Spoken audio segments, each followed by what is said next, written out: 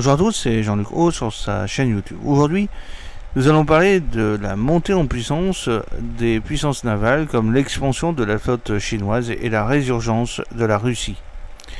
La montée en puissance des flottes navales chinoises et russes représente un défi majeur pour la sécurité maritime mondiale et pour les intérêts stratégiques de la France.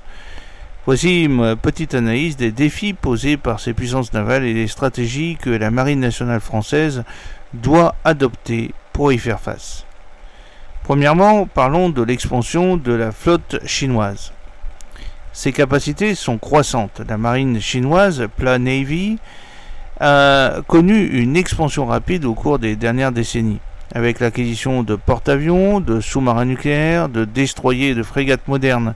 Cette expansion vise à projeter la puissance navale au-delà de ses mers territoriales et à défendre ses intérêts maritimes. Parlons maintenant de la présence en mer de Chine méridionale. La Chine a renforcé sa présence en mer de Chine méridionale, construisant des îles artificielles et déployant des installations militaires pour contrôler cette région stratégique. Cette présence menace la liberté de navigation et les intérêts des pays voisins.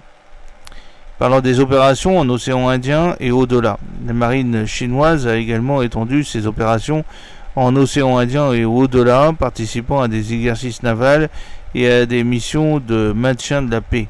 Cette présence accrue pose des défis pour la sécurité maritime et la stabilité régionale. Parlons maintenant deuxièmement de la résurgence de la flotte russe. Il y a une modernisation et une expansion. La marine russe a entrepris une modernisation de ses forces navales avec l'acquisition de nouveaux sous-marins, de destroyers et de frégates. Cette modernisation vise à renforcer les capacités de la Russie à projeter sa puissance navale et à défendre ses intérêts stratégiques.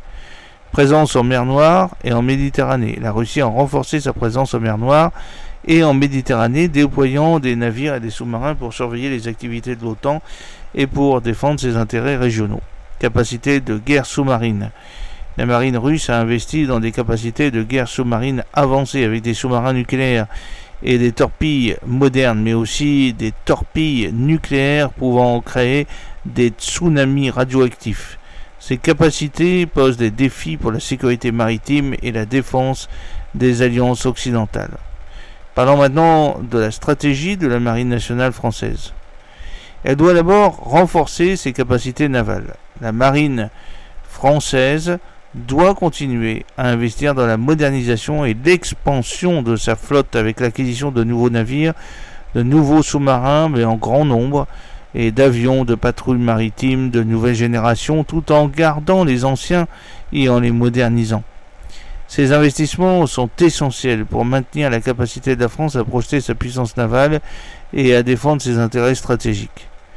Il faut aussi améliorer la coopération internationale. La France doit renforcer sa coopération avec les alliés de l'OTAN et de l'Union européenne, participant à des exercices conjoints et à des opérations de surveillance maritime. Cette coopération est essentielle pour contrer les menaces posées par les flottes chinoises et russes. Ensuite, la France doit défendre la liberté de navigation. La marine nationale française doit continuer à défendre la liberté de navigation dans les eaux internationales, en particulier en mer de Chine méridionale et en mer Noire. Cette défense est cruciale pour la sécurité maritime et les intérêts économiques de la France et de ses alliés. Ensuite, la France doit développer ses capacités de guerre sous-marine. La France doit investir dans des capacités de guerre sous-marine avancées, avec des sous-marins nucléaires et des torpilles modernes. Ces capacités sont essentielles pour contrer les menaces posées par les sous-marins russes et chinois.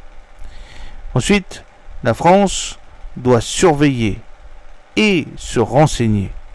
La marine nationale française doit renforcer ses capacités de surveillance et de renseignement en utilisant des drones, des satellites et des systèmes de communication avancés. Ces capacités seront essentielles pour détecter et suivre les activités des flottes chinoises et russes.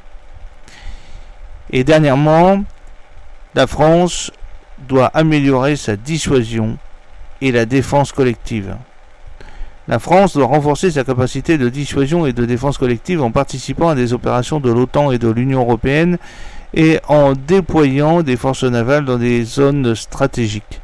Cette présence est essentielle pour dissuader les actions agressives des puissances navales adverses. Parlons maintenant des alliances et des partenariats. La France doit renforcer ses alliances. La France doit renforcer ses alliances avec les pays voisins et les partenaires régionaux, en particulier dans les zones stratégiques comme la mer Méditerranée, le golfe de Guinée et l'océan Indien. Ces alliances sont essentielles pour la surveillance maritime, la lutte contre la piraterie et les opérations de maintien de la paix. Elle doit aussi améliorer ses partenariats technologiques. La France doit développer des partenariats technologiques avec des pays alliés, en particulier dans le domaine des technologies de défense navale.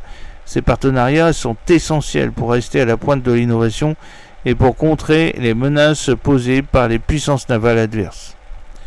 Pour conclure, je pourrais dire que la montée en puissance des navires des flottes navales chinoises et russes représente un défi majeur pour la sécurité maritime mondiale et pour les intérêts stratégiques de la France, puisque nous possédons énormément d'îles à travers le monde.